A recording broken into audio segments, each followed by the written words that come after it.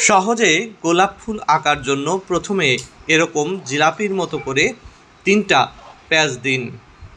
এরপর ডান পাশ থেকে এভাবে লাভের অর্ধেক এঁকে ফেলুন এবং বাম পাশ থেকে বাকি অর্ধেক এঁকে একটা লাভ তৈরি করুন এবং কিছু অংশ বাড়িয়ে একটু লেজের মতো করে দিন। ভেতর থেকে টান দিয়ে প্রত্যেকটা জিলাপির প্যাচকে একটু ফুলের পাপড়িতে রূপান্তর করুন। এবার ডান পাশ থেকে একটা কার্ভ লাইন টেনে ফুলের বডি তৈরি করুন। বাম পাশ থেকে একইভাবে আর একটা লাইন টেনে ফুলটাকে কমপ্লিট করুন।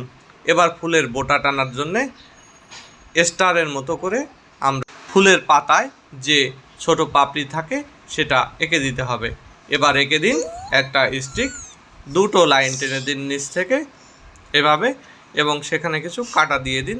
আপনারা জানেন গোলাপে কাটা থাকে। সহজে ফলের ঝুড়ি আঁকতে প্রথমে সমান্তরালভাবে উপরে 2টা লাইন দিয়ে ফলের ঝুড়ির মুখের অংশ এঁকে ফেলতে হবে। এরতে কতগুলো দাগ দিয়ে দিতে হবে। এরপরে 2 পাশ থেকে বাঁকা করে নিচের দিকে 2টা দাগ দিয়ে বাঁকা করে আরেকটা লাইন দিয়ে তলা আঁকতে হবে। এরপরে এইভাবে আড়াআড়িভাবে কিছু দাগ দিয়ে দিতে হবে এবং উল্টা দিক দিয়েও এভাবে কতগুলো দাগ দিয়ে এতে একটা বাঁশের টেক্সচার দিয়ে দিতে হবে।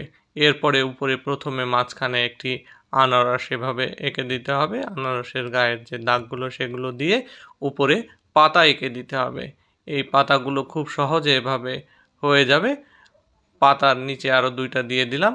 এরপর ডান পাশে একটা আপেল খুব সহজে এভাবে এঁকে দিতে হবে এবং বাম পাশে কতগুলো আঙ্গুর এঁকে দিতে হবে। আঙ্গুরের বোটা সহ আঙ্গুর এঁকে দিলে আমাদের হয়ে গেল ফলের ঝুড়ি।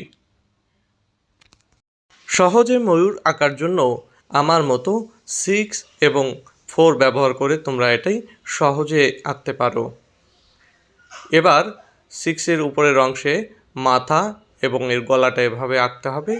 এরপরে এর পেছনের দিকে নিচ থেকে একটা লাইন টেনে দিতে হবে, উপর থেকে আর একটা লাইন টেনে দিতে হবে এবং ওর ঠোঁট এঁকে চোখ এঁকে মাথায় ঝুঁটি দিয়ে দিতে হবে। এভাবে পিছনের অংশে কিছু লাইন টেনে দিতে হবে। এরপর ছোট ছোট কিছু পালক এভাবে এঁকে এই গোল অংশটা ভরাট করে দিতে হবে। পেছনের নিচ অংশ থেকে এবং উপরের অংশ থেকে এভাবে একটা গোল এঁকে দিতে হবে। এরপরে সুন্দর গোল এঁকে ফোঁটা দিয়ে দাগ দিয়ে দিয়ে ডিজাইন করে দিতে হবে। এবার নিচে 4-এর সাথে এভাবে ডবল লাইন দিয়ে পা এঁকে দিতে হবে এবং এর সঙ্গে কিছু নখ এঁকে দিতে হবে। হয়ে গেল।